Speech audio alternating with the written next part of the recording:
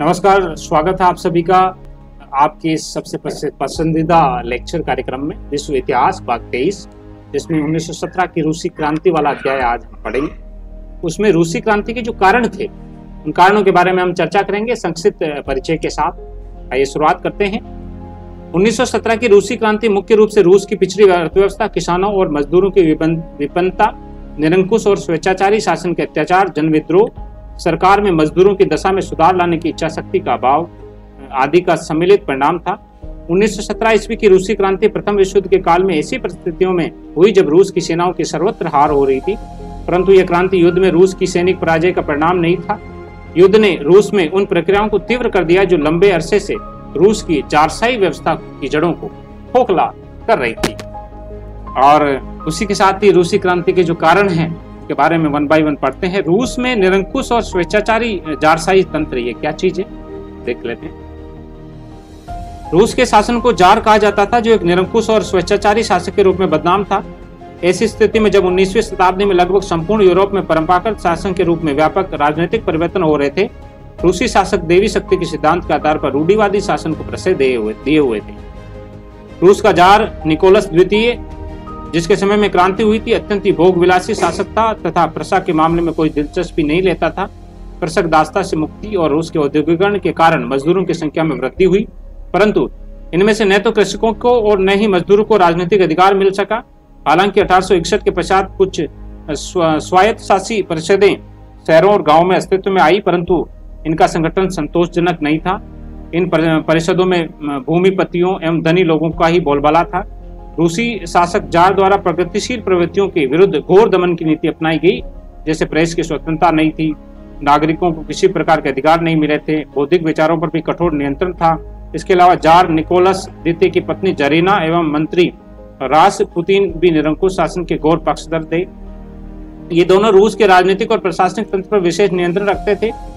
इन परिस्थितियों में जब 19वीं शताब्दी में यूरोपीय देशों में महत्वपूर्ण परिवर्तन हो रहे थे, राजतंत्र की शक्ति सीमित कर संवैधानिक राजतंत्र या गणतंत्र की स्थापना हो रही थी, रूसी जनता जारशाही व्यवस्था के विरुद्ध संगठित होने लगी थी।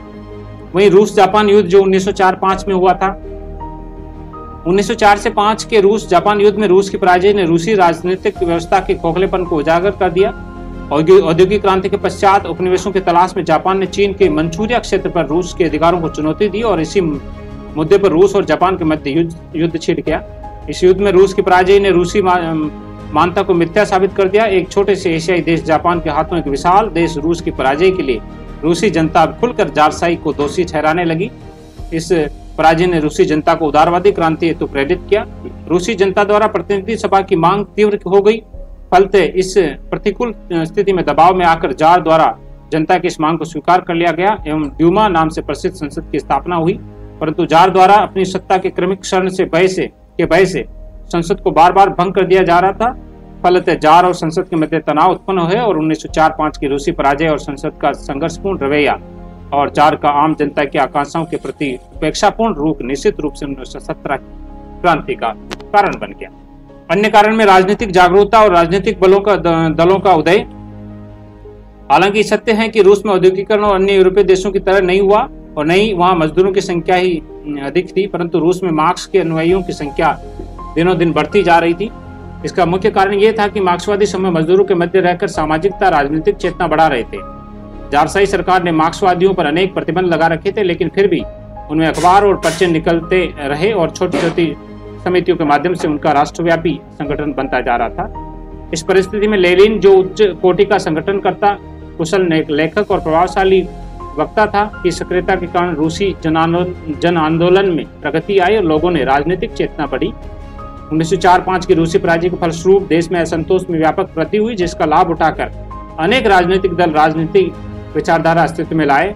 इन राजनीतिक विचारधाराओं में मूलतः दो पक्ष थे। एक पक्ष संवैधानिक सुधारों का समर्थक था और एवं शांतिपूर्ण तरीके से रूस में संवैधानिक परिवर्तन चाहता था। इनमें सामंतों की संख्या अधिक थी तथा ये सभा को जार से अधिक प्रभावशाली नहीं मानना चाहते थे। दूसरे पक्ष मूल रूप से इंग्लैंड की तरह संवैधानिक राजतंत्र में विश्वास रखता था तथा मध्यम वर्ग द्वारा संगठित था। इन राजनीतिक दलों और जार के बीच संतोषजनक समन्वय स्थापित न होने के कारण 1917 की क्रांति की स्थिति उत्पन्न हो गई। फिर किसानों और मजदूरों की हीन दशा भी एक कारण था। वस्तुतः रूस एक कृषि प्रधान देश था जहाँ की बहुसंख्यक जनता कृषक थी, परंतु कृषकों की स्थिति नाजुक थी। यद्यपि 1861 में जार अलेक्जेंडर द्वितीय द्वारा कृषि दासों की मुक्ति की घोषणा की गई, लेकिन किसानों की स्थिति में संतोषजनक सुधार नहीं हुआ। अभी भी रूसी जमीन का अधिकांश भाग कुलीनों और धार्मिक संस्थाओं तथा उनसे संबंधित व्यक्तियों का अधीन ही था। बहुसंख्यक कृषकों को जमींदारों की भूमि पर अमानवीय तरीकों से कार्य करना पड़ता था। कृषकों को कई प्रकार के बेगार की भी देनी पड़ती थी। पुरातन कृषि प्रणाली से संतोषजनक उत्पादन न होने के कारण अत्यधिक शोषणकारी व्यवस्था के विरुद्ध कृषक वर्गों में असंतोष बढ़ गया। इस परिस्थिति में क्रांतिकारी समाजवादी दल ने कृषकों को शासन के विरुद्ध भी भड़का दिया। कृषकों की तरह ही श्रमिकों की भी कमोबेश यही स्थिति थी।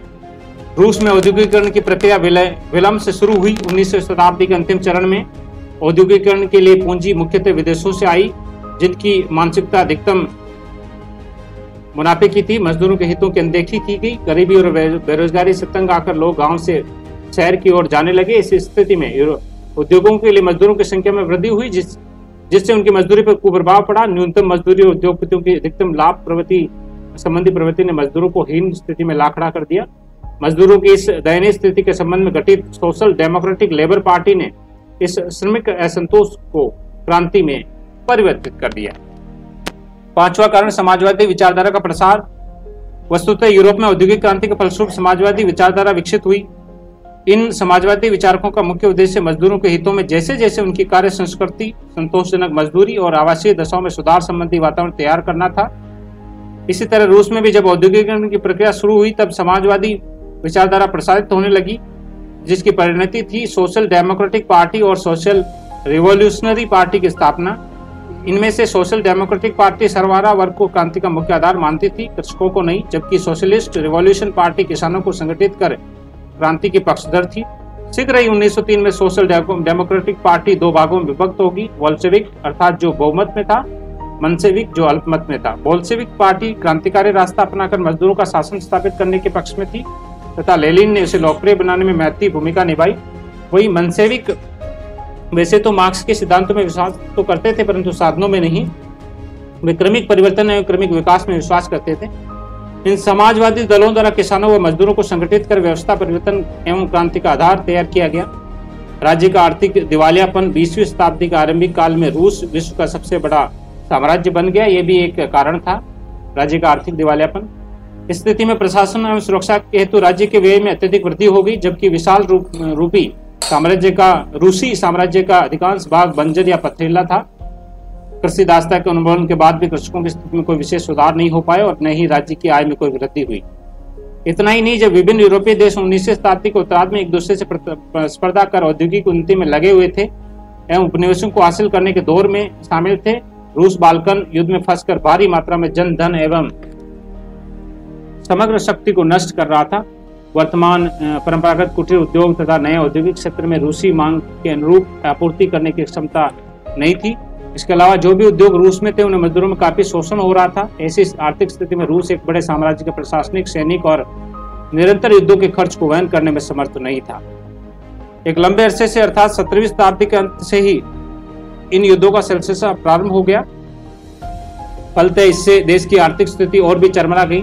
इसके बावजूद भी रूसी जारों ने दूरदृष्टितापूर्ण नीति अपनाकर रूस को युद्ध में फंसाए रखा, जिसका असर आम जनता पर आर्थिक तंगी के रूप में सामने आया। इस आधार पर आम जनता द्वारा क्रांति में बढ़ चढ़कर भाग लिया गया। सातवां, जार की रूसीकरण की नीति। जार की रूसीकरण की नीति ने काफी हद तक 1917 की रूसी क्रांति का आधार मजबूत किया। रूस में रूसी, यहूदी, पोल, उज्बेक आदि जातियां निवास करती थी। इन सभी जातियों की अपनी अलग अलग सामाजिक और सांस्कृतिक परंपराएं थी। इस संबंध में जार अलेक्जेंडर तृतीय, जो अत्यंत संकीर्ण विचारधारा का व्यक्ति था, एक जार, एक चर्च और एक रूस की नीति का अवलंबन कर रूस की जातियों को अपनी संस्कृति को छोड़कर एकीकरण हेतु मजबूत कर दिया।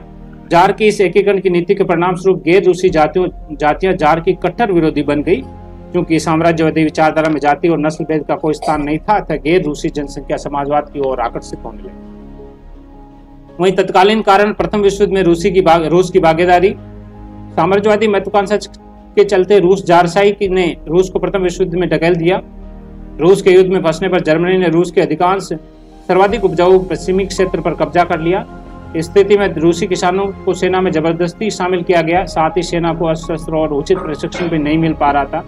अतः बड़ी तादाद में रूसी सैनिक बेमौत मारे जा रहे थे। इसके अलावा देश में गरीबी और बेरोजगारी भी बढ़ रही थी। लोहे और कोयले के अभाव में कारखाने बंद होने लगे। फलते उत्पादन में कमी के साथ मजदूरों की छटनी भी होने लगी। इस स्थिति में प्रथम विश्व युद्ध में रूस की पराजय होने लगी। सैनिक बगावत पर आ गए। समस्त देश में संतोष का वातावरण बन गया। विश्व युद्ध में पराजय की संभावना बढ़ने से रूस की जनता इसे राष्ट्रीय अपमान के रूप में देखने लगी।